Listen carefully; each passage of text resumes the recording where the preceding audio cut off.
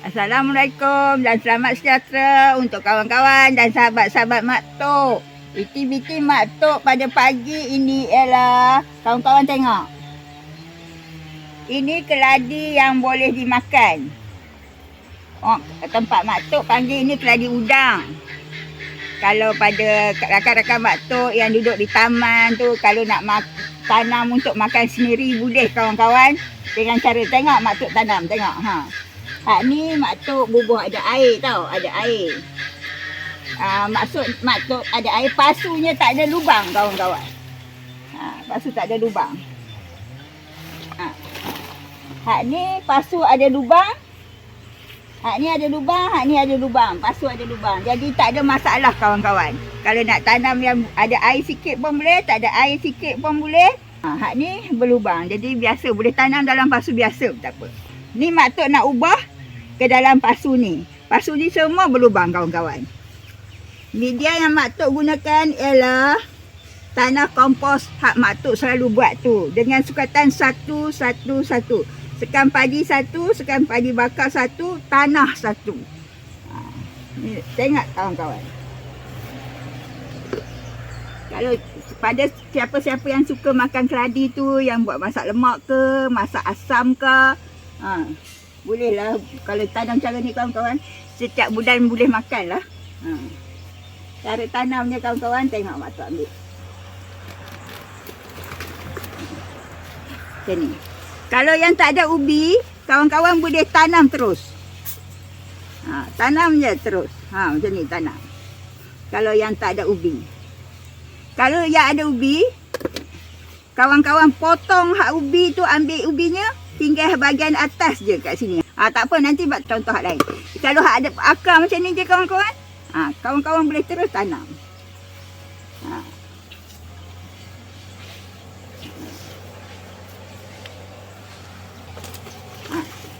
Kawan-kawan boleh saja terus tanam.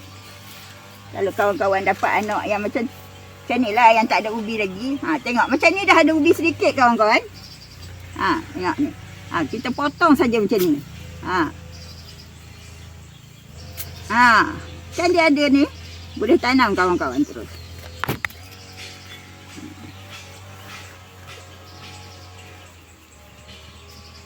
Nanti dia akan tumbuh subur balik macam biasa kawan-kawan.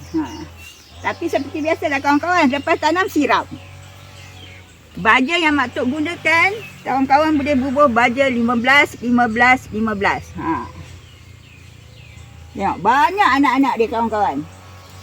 Ni satu lagi jenis keladi kawan-kawan. Ni dipanggil keladi Cina. Mak Tok semai punya lama kawan-kawan. Mak Tok tak ambil, tak jaga pun, tak berbaja apa pun. Macam ni. Kalau macam ni kawan-kawan, kawan potong macam ni. Ni keladi Cina, bukan keladi. Yang tadi Mak Tok tanam keladi udang. Ni keladi Cina, tengok. Kawan-kawan boleh tanam. Ni Mak Tok semai ni, tak jaga pun.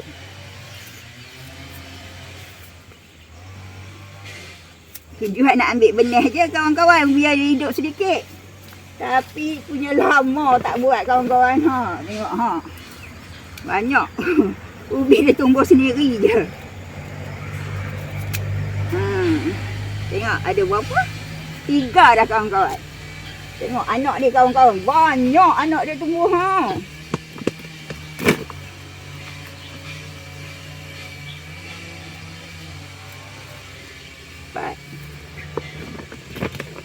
Banyak anak-anak dia.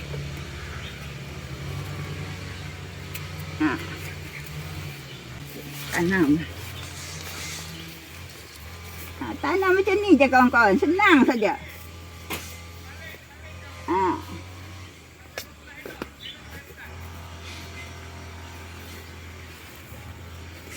Asalnya kawan-kawan Mak Tok beli kat pasar raya je. Lepas tu Mak Tok ambil hak bahagian atas ni, Mak Tok semai.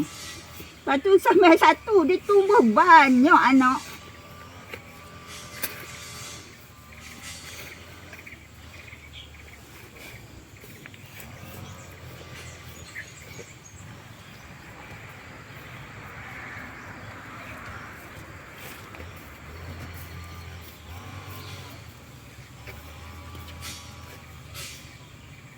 Seperti biasa kawan-kawan, selepas tanam siram.